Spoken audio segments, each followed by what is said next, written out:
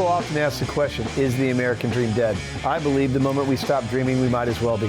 Hi, I'm your host, Craig Sewing, the creator of American Dream TV, a national TV show centered around real estate, lifestyle, and culture.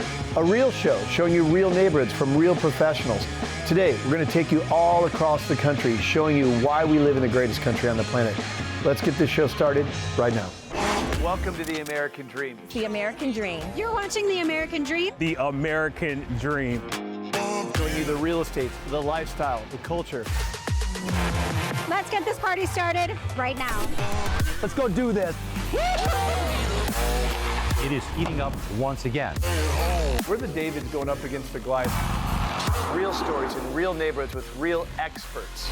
The staple of the neighborhood. Can't wait to present it to you. It's all about lifestyle. In your community. That's what this show, The American Dream, is all about. Cheers to your American Dream.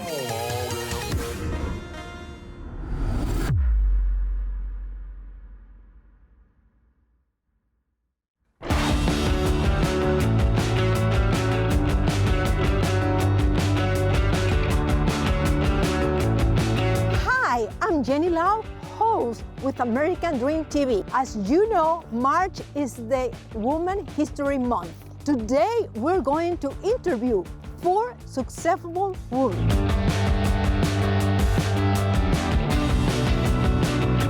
I'm here in Westville in Venezuela Cheese Mill. Come and check it out. I'm here at Venezuela Cheese Mill with the owners, Valeria and Viviana. Talk to me a little bit about what inspired to start a restaurant. Basically, the importance of food for Latinos, especially when you are far from your home country, lies in its connection to our roots and family unity. So the absence of those traditional flavors was something we truly missed, and it was hard to find it here in Indianapolis. During some gathering in either Viviana's house or my house, the idea of the restaurant came up.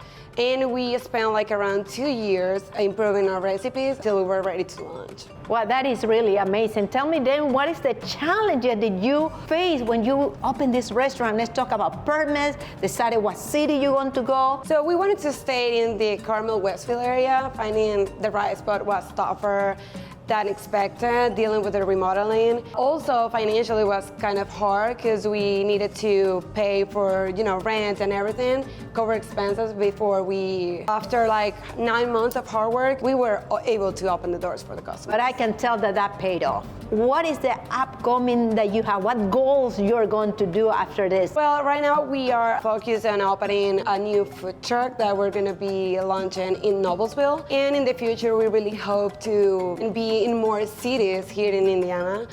Congratulations, really your story, it is totally amazing. And that's what I was talking about. We have 4 stories for women that they are doing so big difference here in Indianapolis. Music and concerts are very important, and we are lucky to have in Indianapolis 2 very important people, Paola and Sofia, owners of PM Productions. Thank you for the invitation. You're very welcome. Tell me a little bit about what is PM Productions. So PM Productions is a production where we take care and bringing Latinos and kind of artists to our Latin environment, but also we want to open up to the American culture and kind of show them what we have for it. That's fantastic. What are the next projects? Because I know that you're keeping something in secret. I want to tell everybody, what is that secret? We're currently working on building our own event center, and it's going to be called Martini. That's the new place that PM Productions is mainly going to use for our concerts. This is it. PM Productions bringing artists to Indianapolis. Thank you, Jenny. As everybody knows, women like you looks beautiful. And my next guest, she owned the Paola Petit Studio. Welcome, Paola. You take the step further by opening an academy. Paola Petit Academy was founded to offer beauty education in Spanish. becoming the first program approved by the Department of Health to provide certifications in the Spanish language. Our mission is to empower students for success in the industry. Paola, what was the process to open this academy? The program at Paola Petit Academy was developed to strictly meet the requirements of the Department of Health, ensuring that every parameter was fulfilled. That really is a hard work. I know that something bigger is coming on you. Really, I would like to know, tell us a little bit about that. Paola Petit Studio takes a significant step toward growing, becoming a medical spa with the support of medical director. This will allow us to offer more advanced treatment, combining beauty with professional healthcare. Paola, you are a good example for what Latina women can do here in this country, not only in the state. I'm really so happy, and I really from my heart tell you congratulations. Thank you for giving me the opportunity to interview you.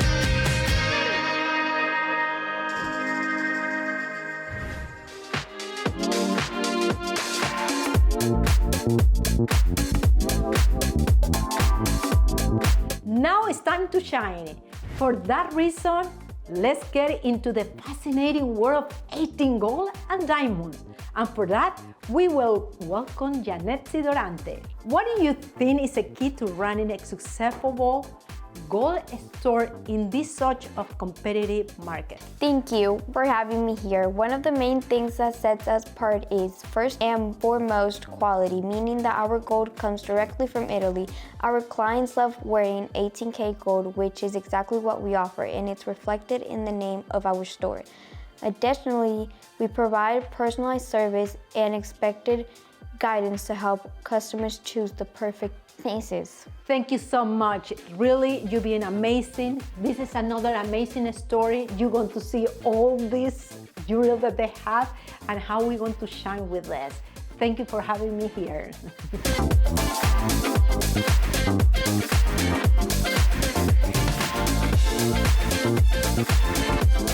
And this is all for today. I hope that you enjoy the full story of this successful woman. Whoa.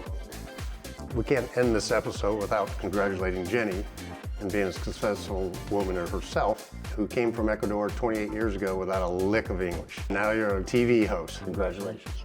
This is American Dream TV.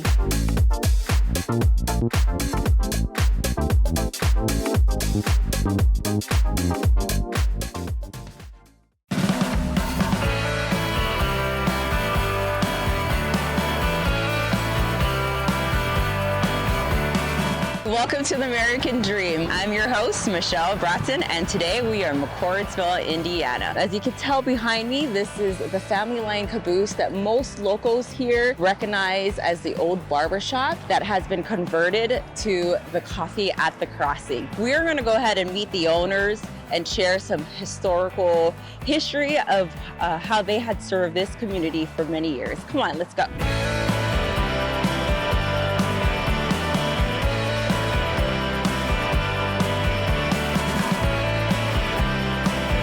Today I want to introduce you to Brian and Janine Gilman, and they are the owners of this beautiful coffee shop, and I just kind of wanted to see if you could please share some history of what this coffee shop is. So my father opened a barber shop in 1972 in McCordsville, and he started in just a small house. He always had a dream of barbering in a train caboose, and he found a caboose down in Evansville, Indiana, and he attached it to the existing building and decided to barber out of it. He was diagnosed with pancreatic cancer in 2021 and then passed away in 2022.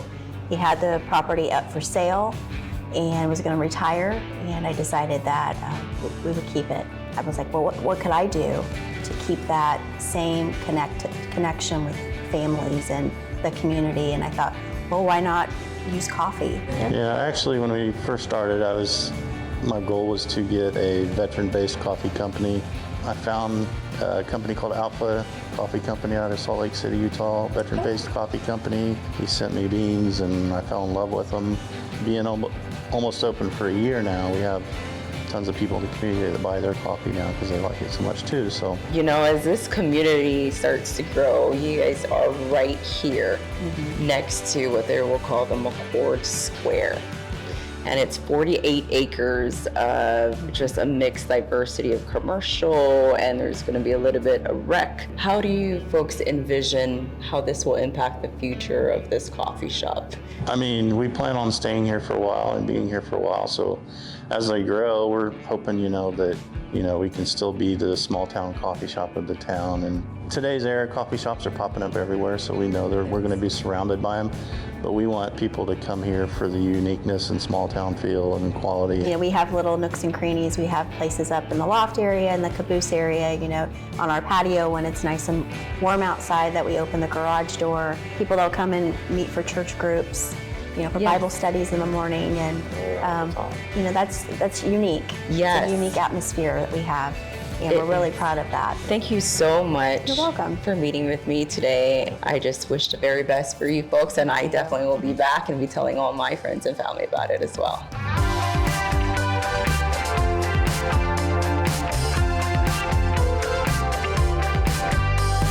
As you know, Indiana offers the beautiful 4 seasons. From the different transitions of the different seasons as we end winter and move into spring, there are some powerful storms that come in through that transition. And today I wanted to provide some valuable information for homeowners to protect their most valuable asset, their home. This is Matthew Bratton, the owner of Alexios Claims Group, and I wanted to introduce you and see what you do. Can you let us know what you do exactly? Yeah, so I'm a licensed public adjuster here in the state of Indiana. Most of you have probably never heard of a public adjuster, but basically what it is someone who advocates on behalf of an insured during the stressful times of the insurance claims process. What kind of claims do you work on? Yeah, so we do storm claims, a lot of them. Hailstorms, windstorms, tornadoes, hurricanes, you name it. We do fires, floods, waters, cars running through your front porch. It doesn't matter. Anything to do with your property, if you have a claim on it, we can assist with that. We interpret the language of the policy for you, help give you a better understanding of the industry itself, plus how you can make your property whole again. I see. So the biggest advice then for homeowners is if they have any kind of indication of any damages to go ahead and should they file a claim first or should they contact you? I would highly suggest that you contact a professional to take a look at your property. No one should know more about your property than you yourself. So every year it's always a good idea to go around and take a video, just walk through every single room, capturing the things on the wall, capturing the furniture in the room, the trim in the crown of your house. All of these little details that when you document in case of a fire, in case of a flood or tornado rips it from its foundation, you have something to go back and say, hey, look, this is the way it looked like. Okay, awesome. Well, thank you so much for joining us today. We really appreciate it, and thank you for what you do and helping all our homeowners protect their assets. Yeah, for sure.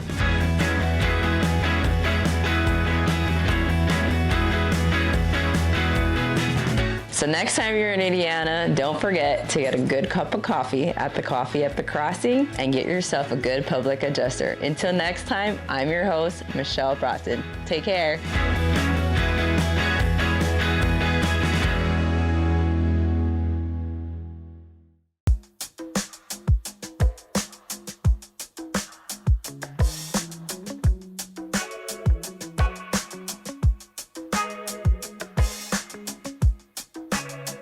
Welcome to Noblesville. No doubt about it, it's a real blessing to live smack dab in the heart of Hamilton County. Top-ranked schools, thriving businesses, and unique upscale local amenities and attractions make our community enticing to anyone.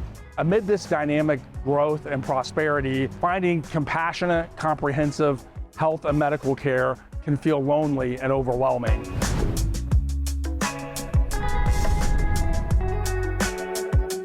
Today, you'll see how Indiana Aspire Health uniquely cares for their patients by utilizing a whole health approach that does more than simply treat. It aims to heal and connect as well. This is Andy Lichty, your host for American Dream TV's Selling Indianapolis. This is one doctor's appointment you don't want to miss.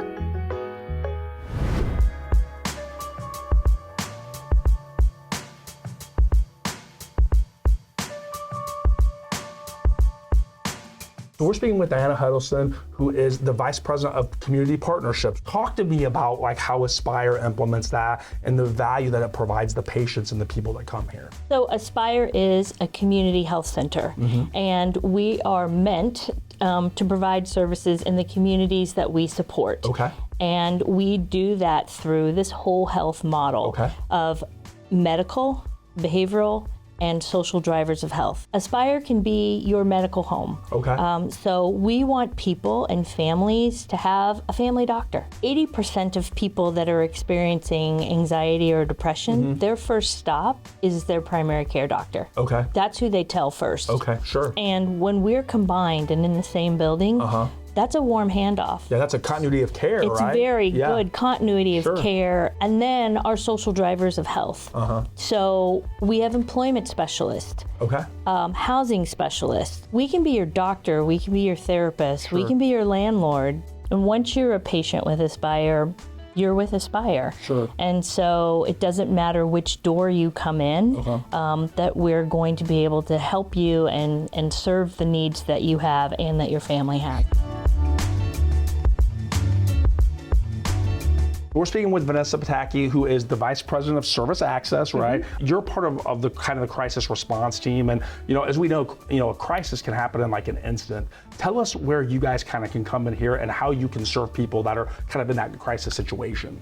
I really appreciate the question because a lot of people don't know what to do when they're experiencing a crisis.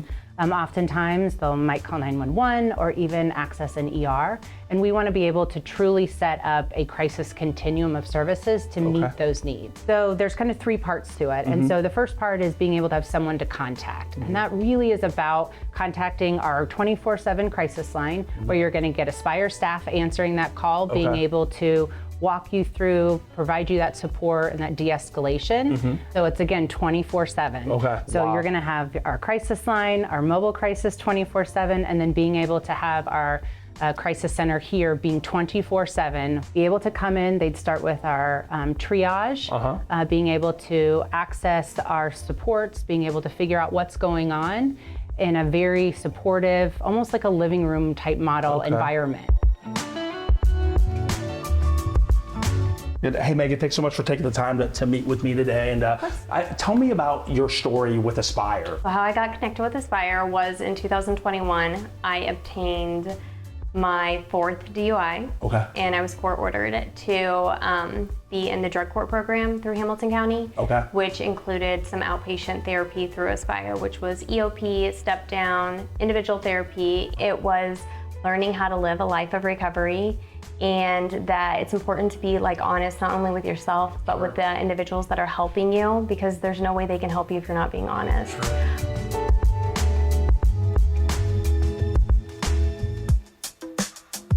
We hope you found this visit to Indiana Aspire Health here in Noblesville both encouraging and enlightening.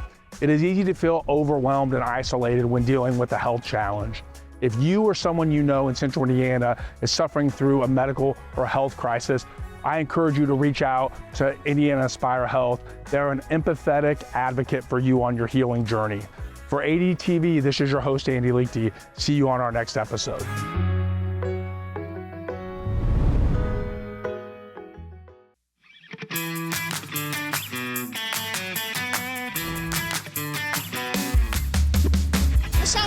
Reporting live tonight from American Dream TV. We are at the Indy Fuel hockey game that's happening this evening, and it happens to be Indy 500 night as well. So the Indy 500 princesses are here. I believe there's going to be a race car driver here as well this evening, and let's all just enjoy the game and have some fun.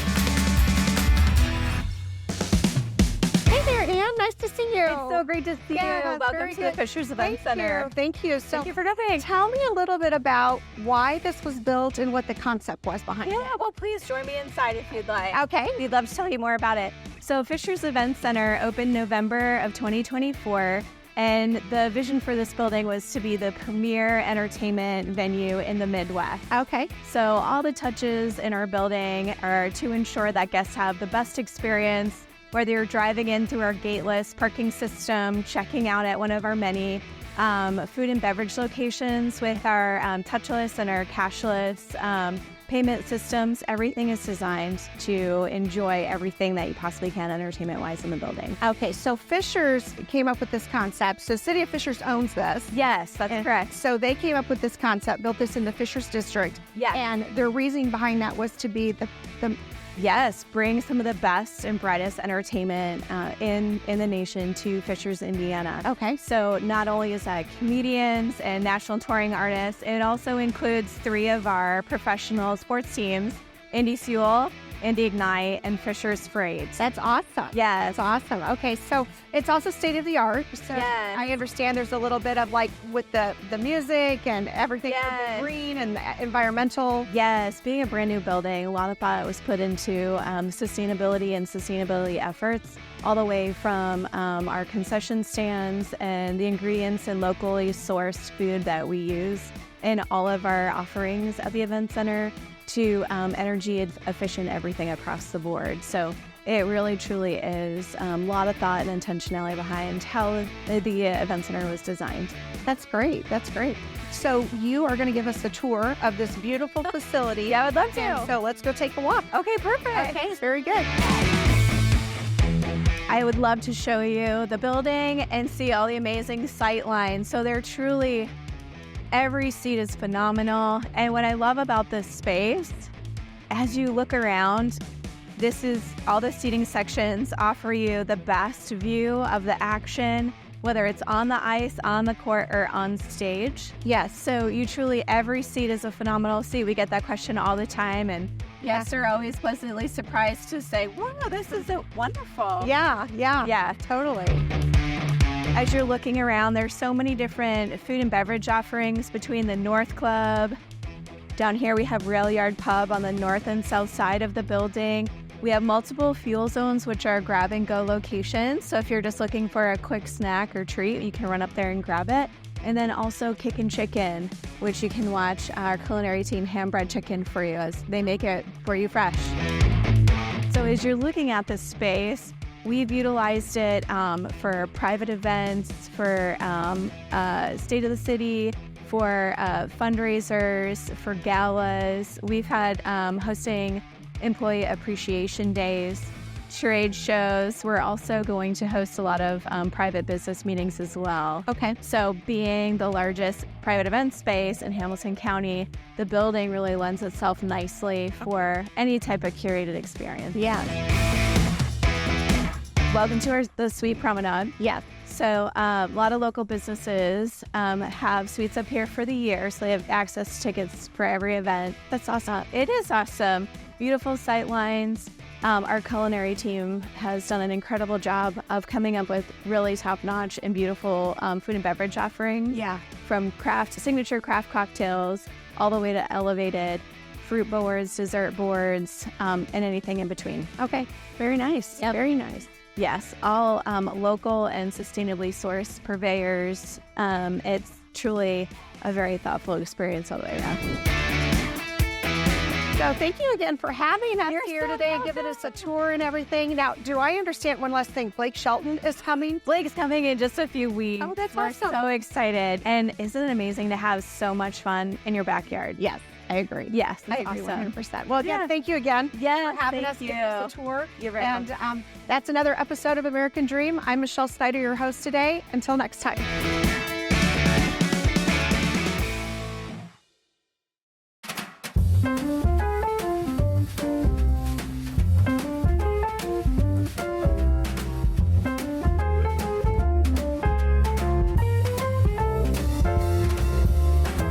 Hello and welcome to this segment of American Dream TV. I'm Nathan Failer, your host for Selling Indianapolis. Today we're going to look at 2 different historic downtown neighborhoods, one being the Old North Side, where we'll tour the Indiana Landmarks Building and the Morris Butler House. And then we'll be coming back down to Fountain Square to check out a new development by Onyx and East. Hope you enjoy the tour.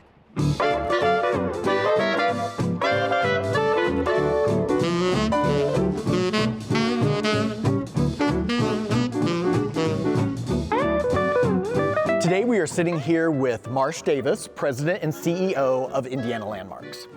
Marsh, give us a little overview of what Indiana Landmarks, why it was originally founded, and what it does throughout the state of Indiana. Well, imagine being in the 1950s where there's a lot of change. The interstate highways are ripping through our cities. Urban renewal is funding the demolition of many historic neighborhoods.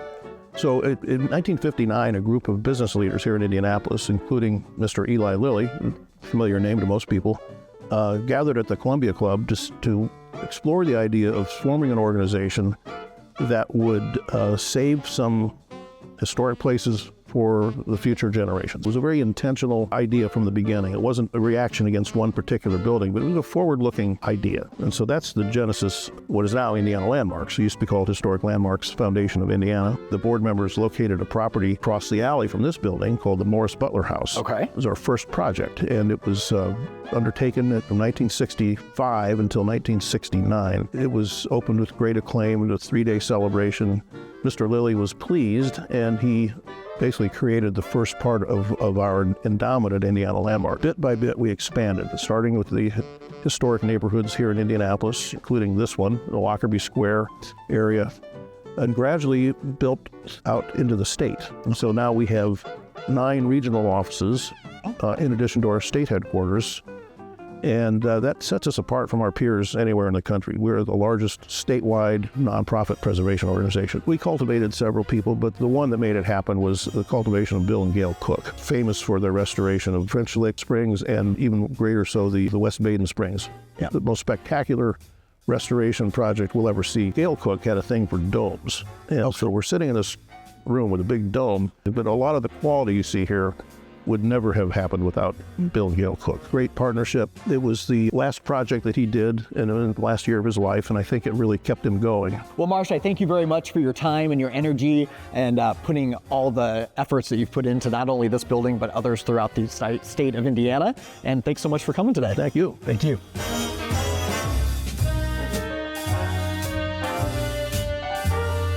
Now we're sitting here with Mark DeLassi. He is the Vice President of Preservation Services here at the Indiana Landmarks. What can you tell us a little bit more about the West Baden project? It was a long time coming, let's say, in terms of its success. I started with that project way back in the late 1980s when I took a job down in our southern office and started working on the hotel. Of course, during that period in 1990, there was an entire 6-story collapse of a portion of the building. The building was cherished by so many people, both people that live in Indiana as well as beyond, that knew its great history, terrific and unique architecture, that it was really something that we needed to, as an organization, focus on its preservation and restoration. We brought in structural engineers who helped to map out how the building should be restored. We worked with potential funders. One of the leading individuals who helped us acquire the building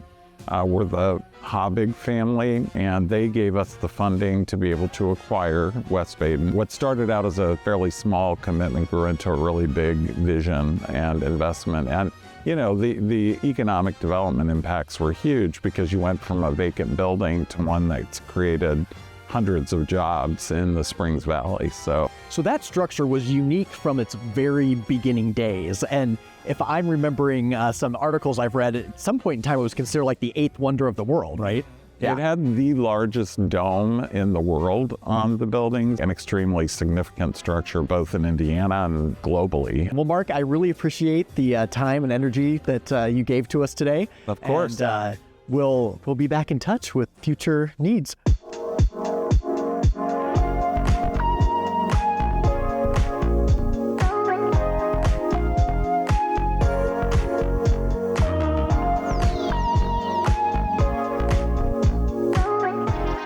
We're in the Colair development by Onyx and East in Fountain Square, and I'm standing here with Denise Potter, one of the sales reps for Onyx and East. Denise, give us a little overview of this particular community. Okay, so as he said, we're in Colair, so there's about 28 townhomes here, 6 single family, 2 duplexes.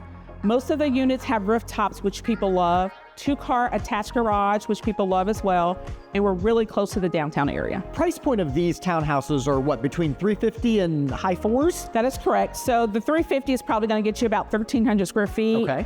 And then the 450 high fours is probably going to get you somewhere about 2,200 square feet in this complex. Well, Denise, I really appreciate you taking the time to talk to us not only about the Collier neighborhood, but the other neighborhoods that Onyx and East is currently developing. So, and a little fun side note, if you're in the Tampa area of Florida, there's Onyx and East there too. Thank you for joining me on the tour of these two iconic downtown Indianapolis neighborhoods, the Old North Side and Fountain Square. My name is Nathan Failer, and I'm your host of American Dream TV. I hope you enjoyed today's episode of the American Dream TV. We created this show to combat negative media, to show that the American Dream is alive and well by showing you real stories in real neighborhoods. Thank you so much for watching the show, and cheers to your American Dream.